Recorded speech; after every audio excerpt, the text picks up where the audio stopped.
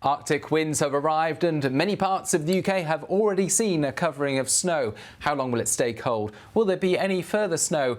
And will it turn very windy this weekend? I'll be looking at all of that, plus much more in this week's Met Office Deep Dive, our regular in-depth meteorological discussion that you can find on the Met Office YouTube channel. If you're a fan of this sort of thing, don't forget to hit subscribe to our YouTube channel so you never miss one of these updates. Hard to believe it's only November and there's plenty of wintry weather to talk about, so this deep dive will mainly be focused on this week's weather. The cold, the snow, the ice, the wind and the potential for some heavy rain as well heading into the weekend. So let's crack on, and this is a selection of wintry scenes that I saw on X or on Twitter earlier on in the day. Northamptonshire, Shropshire, Telford and Pontypridd. Plenty of snow has fallen across the UK. Not everyone's seen the snow. Here in Devon, we started the day with rain. And it was a tale of two towns across the UK earlier on. Bude in Cornwall started the day at 11.6 Celsius, whilst Braemar in Aberdeenshire started the day at minus 11.2 Celsius. That's a greater than 22-degree difference from the top to the tail of the UK. And in between, that's where we saw the snow. Now, we had this mild air and this weather front move in, bringing outbreaks of rain. That rain fell across Northern Ireland, many parts of England and Wales during Monday, but increasingly it started mixing with the Arctic winds as they were coming south across northern parts of the UK. And as a result, overnight, the rain turned to sleet and snow. And this is a crowd, should be called cloud-sourced, shouldn't it? That's what I was about to say. Crowd-sourced map of snow depths provided by WeatherQuest, and although it's not 100% accurate, it does give a nice indication of where the snow fell and the kinds of depths that we saw earlier on in the day. So typically 2 to 5 centimetres through parts of mid and North Wales, through the Midlands, as well as Northern England, a little bit lower across some central parts of England and into the south. Some northern and western parts of London, for example, saw a brief spell of sleet and snow. But in the far south, we've seen outbreaks of rain. We've been in the mild air. However, that is now changing through the rest of Tuesday. Here's what the bigger picture looks like. There's the UK in the middle. The jet stream's diving south. Here's the weather system that arrived from the Atlantic on Monday and has increasingly been mixing with this colder air as it's flooding south. So still Tuesday afternoon, still in the mild air in the far south and southwest of the UK. But if I play that forward, you'll see that cold northerly takeover. And by the start of Wednesday, basically, most of us are in the same boat. Wednesday is a day of northerly winds across the UK, low pressure near Scandinavia, and cold air across the whole of the country. So it's going to be a very cold start to the day. I'm going to talk more about the temperatures and the ice risk in a moment, with that northerly wind bringing frequent showers, and those showers will be of a wintry nature. So rain, hail, sleet, snow, they'll mostly be affecting parts of the UK exposed to the northerly, with plenty of bright weather away from the showers. In other words, it's a typical Arctic maritime air mass. The UK is affected by 7 different air masses. There are 2 words, or 3 in some cases, that describe those air masses. And it's all about whether the air has arrived from the Arctic region, the poles or the tropics, and also whether it's coming from a maritime source or a continental. Arctic maritime basically indicates it's coming from the Arctic and it's moving over the sea. So it's picking up a lot of showers and instability because the seas are relatively warm still surrounding the UK. It's only autumn. Only 2 months ago, those seas were at their highest temperature of the year. But the air source is cold. So as those cold winds move over the warm seas, we're going to see plenty of instability where the air is warmer at the surface than higher up, and you get all this shower development, and those showers preferentially hit areas exposed to the northerly wind. That's the kind of air mass we're going to be staying in if I skip forward to Thursday and Friday for the rest of the working week. We've got that Arctic maritime air mass. So, in simple terms, that means more wintry showers coming through on the northerly wind. And some places, particularly the likes of northern Scotland, where you've got a lot of exposure to that northerly wind, you're going to see a lot of sleet and snow showers and a large build-up of snow. Other areas, so for example, central southern England, where you've got good shelter from the northerly winds, not much snow at all. That is, except for when the Atlantic tries to join in, just as it did over the last 24 hours. And I'm just going to show you what happens with the development of this system. This is an area of low pressure. In fact, if we skip back to the very start, then you can see where that's come from. It's basically, if we play that forward, it's an area of low pressure that comes in from the Atlantic, merges with some cold air to the north. So you've got this zone where you've got very mild Atlantic air mixing with this cold polar air, and in between the jet stream. And it is heading for southern parts of the UK for Thursday, but it's also deepening. And as a result, you've got the isobars on the southern flank of that low increasingly tightly packed together. And that's why Météo France have named this low. They've named it Storm Cautano, I believe. I'm sure I've messed up that pronunciation, so apologies. But that's more or less what they've named it. So some very strong winds for France. And the mild air wrapped up in that is mostly heading into France. And it's on the northern flank of that where we've got this occlusion, where we're likely to see some more prolonged precipitation. I say precipitation because it's not going to be exclusively rain or exclusively snow. It's a messy mixture, and I'm going to be talking about that in a moment. And there's some uncertainty about exactly how much of that precipitation we get into southern counties of England and South Wales. So that's something I'm going to be focusing on in the next 10-15 minutes or so. Once that's out of the way, Friday we're back to that Arctic maritime airflow until we get to the weekend, and then things get particularly interesting. And let's rewind the clock and see where it all comes from. There's one area of low pressure up here near Greenland, and one jet segment coming out of Greenland as well that's going to deepen this area of low pressure. Now that area of low pressure near Greenland is entirely stuck in the cold air, so that's containing some cold air. Meanwhile, there's another low that starts developing to the south of that, and it gets picked up by this dip in the jet stream here. And what happens, here it is, this low coming out of here, and that's in the warm air. So there's a low coming out of here in the warm air that gets picked up by the jet stream. Another slice of the jet stream deepens this low, and then they merge. And now when two areas of low pressure merge, well, it gets quite complicated. It gets a bit more tricky for the computer models to get a handle on things. And that's because the exact moment in which they merge and the interaction between the two of them and the interaction with the jet stream all gets highly complex, and subtle changes at the start of that sequence of events can have a big difference later on.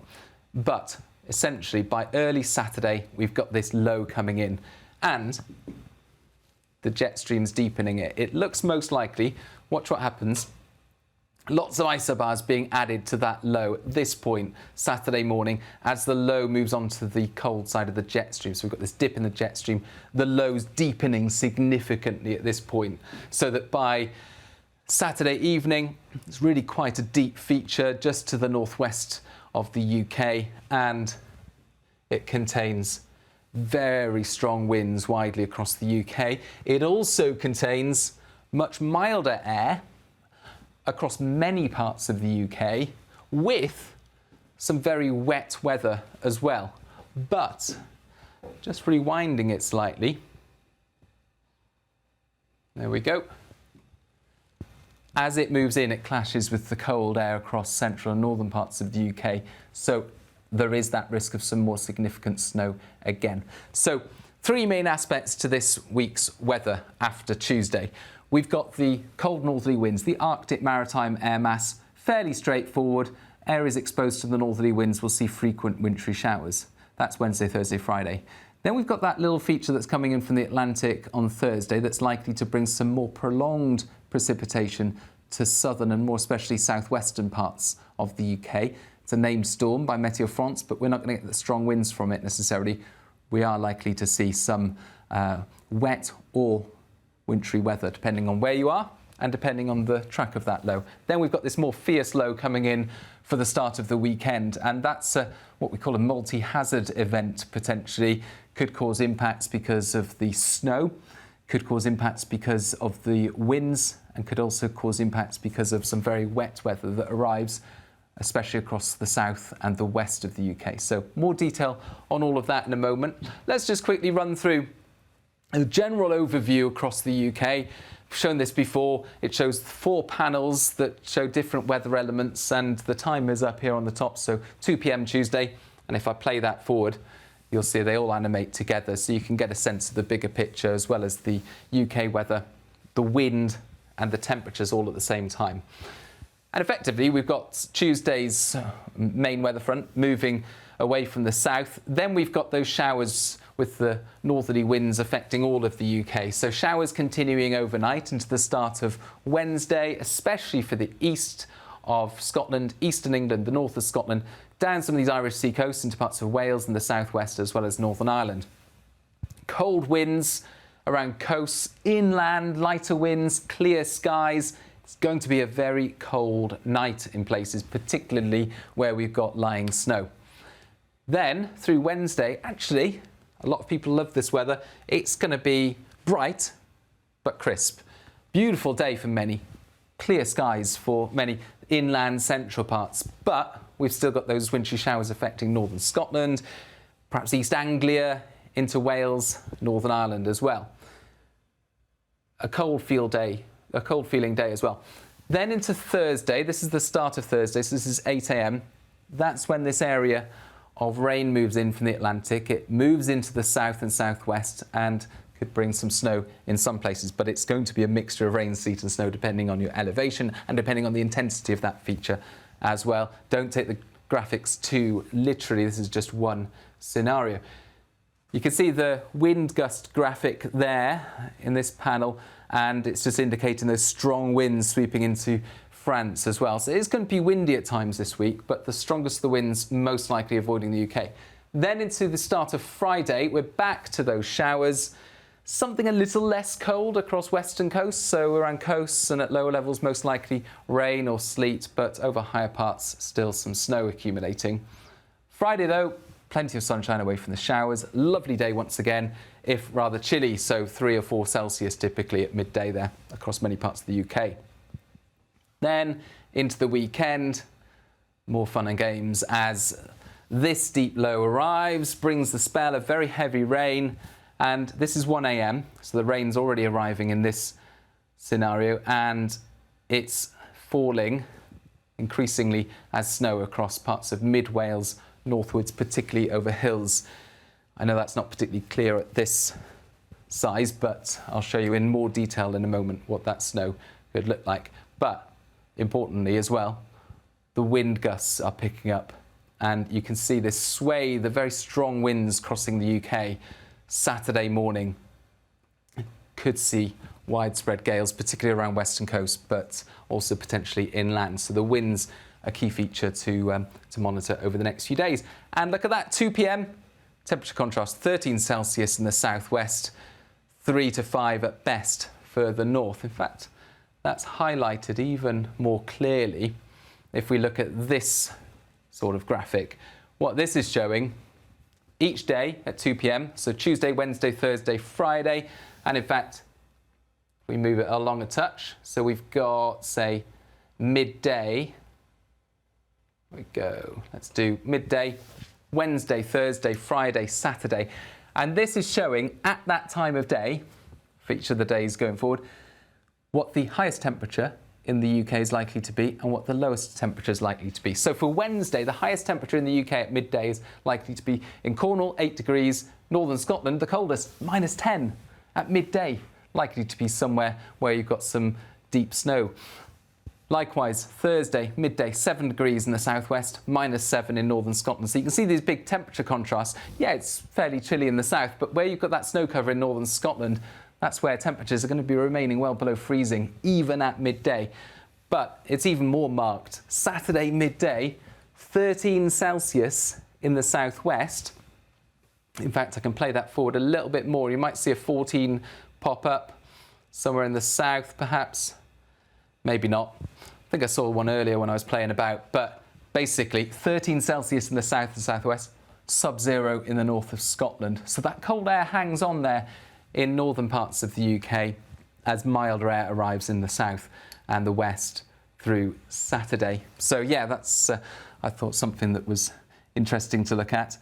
Now, let's get on with the warnings because, and this might be out of date by the time a lot of you are watching it, but at the time of recording, there are a number of warnings. And one of the main hazards, actually, as we're waking up on Wednesday morning, will be slippery surfaces, so icy stretches, where we've seen snow falling and accumulating through Tuesday morning, and also where we see continued wintry showers, sleet, snow, and so on, falling overnight.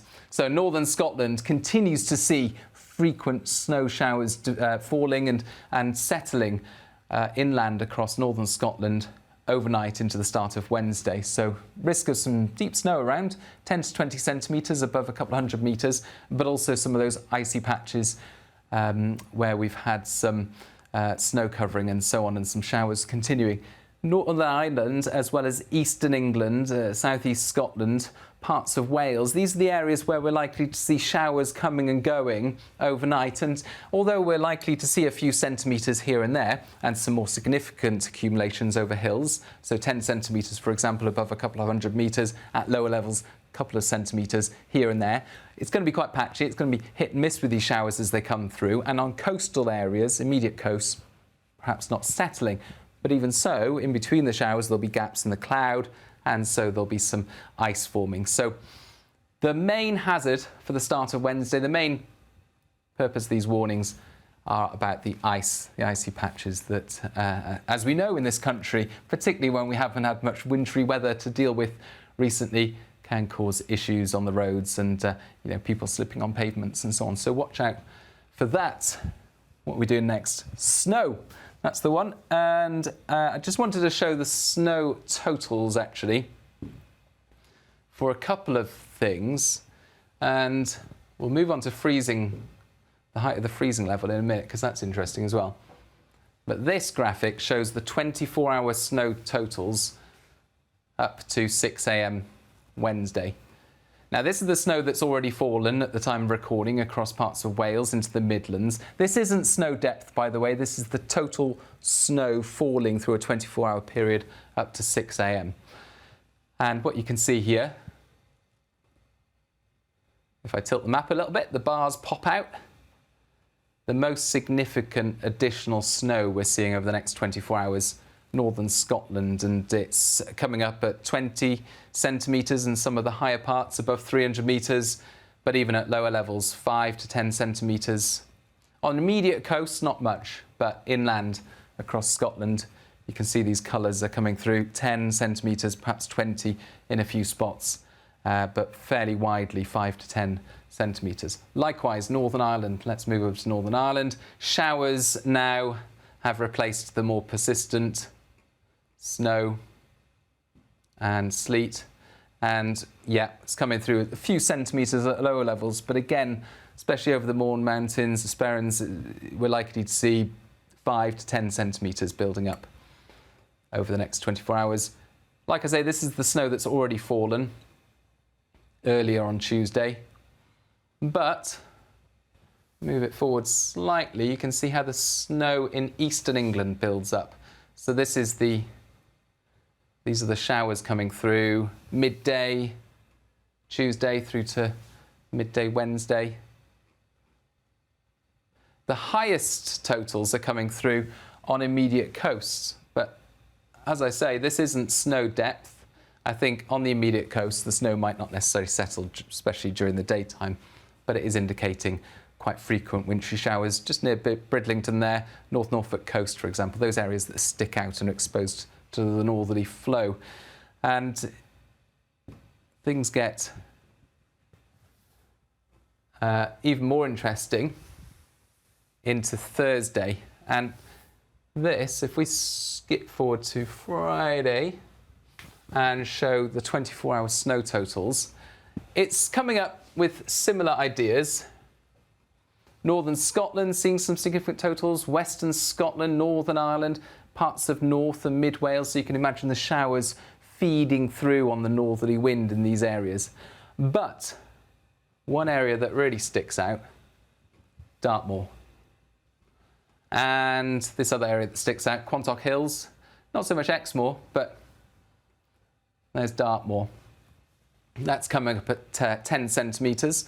It wouldn't be out of the question that you could get 5 to 10 centimetres on Thursday as that system moves in that I mentioned, bringing a band of rain, bumping into the cold air and leading to some hill snow in the south. But there's also some spots that show up away from hills. And again, this is falling snow, 24-hour snowfall totals up to Friday morning. Not a huge amount, but it does show the potential there. And in fact, if we look at freezing levels, when that weather moves in, really early Thursday, you can just make out this little bit of a wave there in the green colours. That's the mild air that's heading into France. That colour is indicating that the height of the 0 degree level will be above 1,000 metres.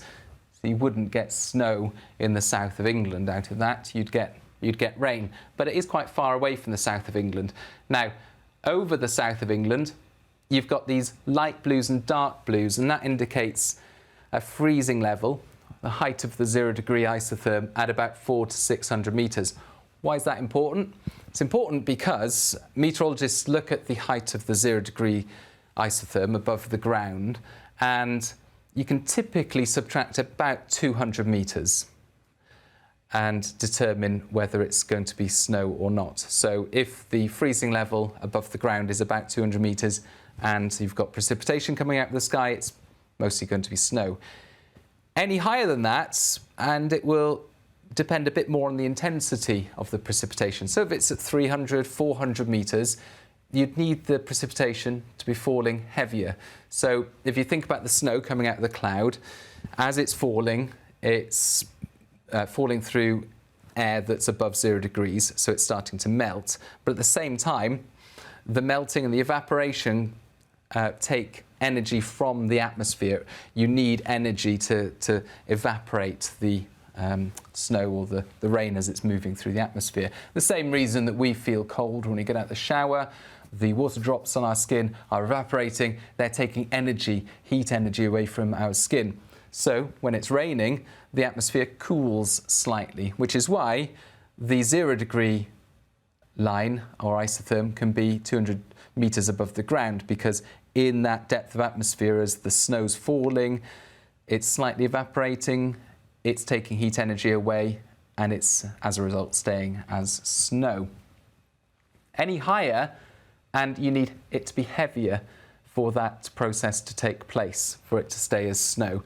So yeah, 400 metres can work for the height of the 0 degree isotherm if the precipitation is heavier. So this is the main question mark about Thursday's weather. Well, the two main question marks is how far north the area of precipitation gets across the south of England, South Wales, as the low moves into France. There's some question marks about that. And also how heavy the rain will be, and as a result, how high you have to be above sea level for it to be falling as sleet or snow rather than rain. At the moment, it looks very, very finely balanced. It's likely along some of these south coasts and a bit inland perhaps at lower levels to be falling as rain. But any hills, 100, 150 metres, it's more likely to be falling as snow. And the most reliable areas where you're likely to see the build-up of snow, so some lying snow, is Dartmoor. But any small adjustments in the track of that low and the northward placement of the precipitation and the intensity of it would lead to either most of it missing the UK and just taking a slightly more southward shifted track, or developing more widely across the south of England and South Wales and leading to more widespread lying snow. So those tiny, tiny adjustments in the track of that low and the development of it come Thursday will make all the difference in terms of whether or how much snow we see across the far south. Certainly something we'll be keeping a close eye on here at the Met Office. Now, while I'm on this graphic, just want to skip ahead to Saturday because it shows such a contrast across the UK. Again, this is the height of the 0 degree isotherm, where you've got the greens. That effectively means the 0 degrees is above 1,000 metres or so, so most of the UK, under that kind of airflow, you'd see rain rather than snow. But as it comes in, it's a rain-bearing weather system, and this is 9 a.m. Saturday. We'll turn on that. This shows the rain and the snow, so it's got rain, heavy rain at that, across the south of England, South Wales, Ireland as well. But in between we've got snow, and that's because we've got this sharp gradient between very mild air, the greens, and then we've got the light and dark blues. And where we've got those colours, many parts of the Midlands, Northern England, Scotland, parts of Northern Ireland would see a period of snow just on the edge of that, where the rain and the mild air meets the cold air from the north. So again, it's another one that's really finely balanced and depends on the exact track and depth of the low that's coming in from the Atlantic. Now, this idea that is coming through on the Met Office model is supported by about 2/3 of the other computer models that are run, the many dozens of computer models that we run, say roughly this sort of track and depth for the area of low pressure. This would also bring, if this were to take place, some very windy weather, and we can show that by putting on this, which is a summary of Saturday's winds. This is the maximum wind gust on the map for Saturday, and it shows widely wind gusts of 50 miles an hour or more, the strongest winds in the west, but in this situation could see inland gales as well. So this kind of setup, of course we'll refine the details over the coming days, but this kind of setup would lead to some heavy rain moving in, affecting the south and the west of the UK, potential for 50, 70 millimetres of rainfall through Saturday. Strong winds coming in as well, the potential for coastal and perhaps even inland gales through Saturday, especially Saturday morning.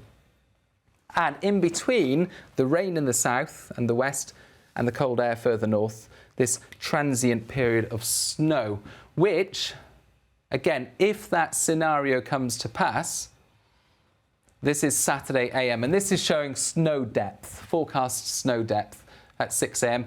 Don't take it too literally because a lot has to happen between now and Saturday, but it just gives you an idea. If I play this forward, it's got some lying snow across mid-Wales. Watch that disappear as we go through Saturday morning as the mild air moves in, but at the same time the snow really starts to build up over northern England, the Peak District, and much of Scotland. And by Saturday evening, in this particular setup, we've got 20 centimetres widely over higher parts of northern England and southern Scotland, even some significant snowfall through the central belt and some very substantial snow across central and northern Scotland. Of course, that's a combination of those wintry showers over the next few days, as well as the potential for some more organised precipitation moving in for the start of the weekend. However, that is all caveated by the fact that there's a lot of uncertainty about the track of this low. Now, this is the 65% scenario that it goes in this kind of track here. But there's a 35% scenario that it follows this kind of track and it's less developed. So there are fewer isobars. In this scenario, we'd be more concerned about snow affecting a wider area and potentially further south. That circle perhaps is overdoing it a bit, more like that. So central parts and the far south keeping the milder air and some wet weather down there. There we go. So two scenarios at the moment we're thinking for that low. 2/3 of the models have something deep that runs to the northwest of the UK, rain, wind, but also a temporary period of snow.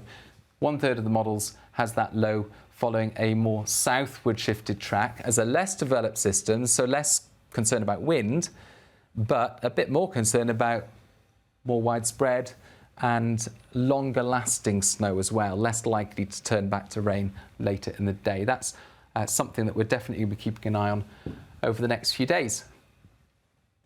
With all this weather going on, of course, it's also going to be very cold, so that's something also worth highlighting. I mentioned the icy patches, not just on Wednesday morning, but each morning this week, watch out for icy patches. There's going to be some very low temperatures overnight, particularly where we've got snow cover. But widely, these are the maximum temperatures over the next few days. The south of England has already had its maximum temperatures for Tuesday at the time of recording. Temperatures are falling away. And then Wednesday, Thursday, Friday, mid to low single figures at best, but some areas where we've got snow cover, where we've got those very low overnight temperatures, not falling very far at all. Saturday, these are the maximum temperatures that are coming through, and as you can see, 13s, 14s in the south. Meanwhile, minimum temperatures also likely to be very low over the next few days. Just want to point out what you often see on the weather forecast. Minimum temperatures for main urban areas, of course, but if we zoom in, we can put a few numbers on some more sheltered spots. And what you can see here, these are the minimum temperatures for Wednesday morning. Don't know if it's going to show a -10. It did earlier when I was mucking about, but yeah, it's coming up with quite a few -9s there. So certainly potential for below -8. We saw -11, of course, early Tuesday. So -11, -12 couldn't be ruled out for sheltered parts of central and northern Scotland where we've got some deep lying snow, and that's the same for Thursday morning, Friday morning, potentially into Saturday morning as well. So some very low temperatures. And it's not just about the actual numbers on the thermometer, of course, it's about how it will feel out there. So Wednesday afternoon, for example, and these are the actual temperatures, 1 to 3 Celsius at 4 o'clock. These are the feels like temperatures, -3, -4 Celsius. And that difference between how it feels and what the actual temperatures are actually becomes even more marked by the time you get to Saturday, because of course we've got stronger winds potentially on Saturday. So these are the actual temperatures on Saturday, up to 13 Celsius in the southwest, 4 or 5 perhaps at lower levels across central parts. Add on that wind, feels more like -2, -3 for Glasgow and Edinburgh, for example. Yeah, so it's going to feel very cold, even if the wind is increasingly from a mild direction. Finally, what happens after all of that goes through later in the weekend? Now, Sunday, the low pressure begins to pull away, no matter whether it takes that more south shifted track or more of a typical track towards the northwest of the UK, but it moves away. And we're going to see northerly winds return briefly, bringing some wintry showers on Sunday to the north of the UK. But all indications are that once that low moves out of the way, then we're going to see a build in pressure for next week. And that's shown up quite nicely on this chart. You might have seen this before. Basically, each box going from left to right indicates the day of the forecast. So it goes out to the 3rd of December on the far right there. The top row is the latest forecast, and each box is coloured up either blue, if low pressure is more likely to be dominating the UK's weather, or red if higher pressure is more likely. And it's showing quite a clear trend around the start of next week as that low moves away for a build in pressure, those red colours coming through. And that's been a consistent signal when you look at the previous model runs that are listed below. In fact, the onset of that higher pressure has been trending a little bit sooner in recent model runs. Similar chart here, but in this case it's about whether northerly winds are more likely, that's the blue colours, or southerly winds are more likely, those are the red colours. And a similar sort of transition through the weekend as that low pulls away. There's a 50% chance of northerlies, a light shade of blue on Monday as the low pulls away, and then the reds return around the middle of next week. So an increased chance when you look at all the different computer models, that's what this is a summary of, an increased chance of southerlies versus the northerlies that we've got at the moment. And finally, will it be easterlies or westerlies? This shows whether it's likely to be westerlies, which are the blue colours, or easterlies. And the blues are tending to dominate through the weekend. Of course, we've got to northwesterlies and then southwesterlies. And then into next week, a little bit more of an easterly flavour, but no strong signal.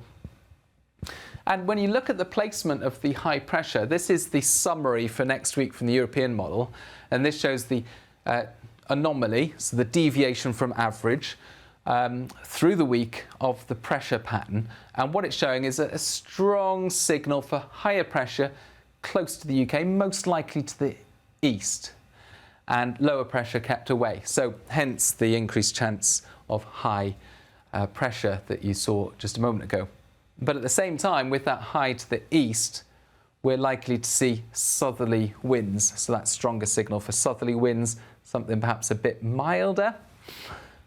But what it is showing up is a slight preference for colder weather, and that's most likely because the isobars are going to be well spaced out. With high pressure, you can get clear skies at night, frosts and fog. So frost and fog most likely to return next week. However, as we saw during that period of anticyclonic gloom, you can get large areas of cloud trapped that are high as well. And it's a little too early to tell whether we're going to have the anticyclonic gloom or the clear frosty nights. I know which one I'd prefer. Either way, with higher pressure, this shows that it's most likely to be drier than average. Again, this is a summary of the week from Monday, the 25th of November to Monday, the 2nd of December. So after the weekend's low pressure, after all that weather to deal with through the weekend, it's most likely to go back to a little more benign. But it's not quite as straightforward as those summary graphics make out, because this is another way of showing next week's weather, but this time it's showing day to day the most likely weather patterns. This is for Tuesday, the 26th of November, and what it's showing is that low clearing away, rain clearing away, and a ridge of higher pressure building in. So that's the start of the anticyclonic influence. Then, if we skip forward to Thursday, this is the most likely weather pattern, and this is basically what I've been explaining. Higher pressure to the east. We've got this southeasterly flow, and we've got perhaps clear spells, perhaps with frost and fog, Atlantic systems kept at bay. But it doesn't have to be a million miles different from this to result in very different weather, particularly for the northwest of the UK.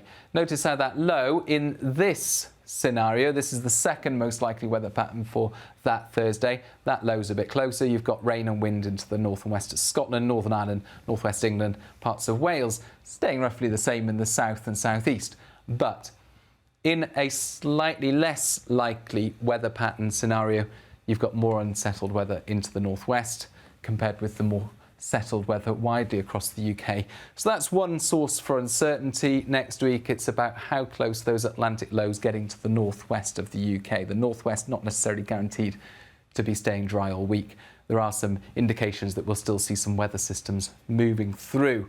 Either way, there's a signal for the following week, so the first week of December effectively.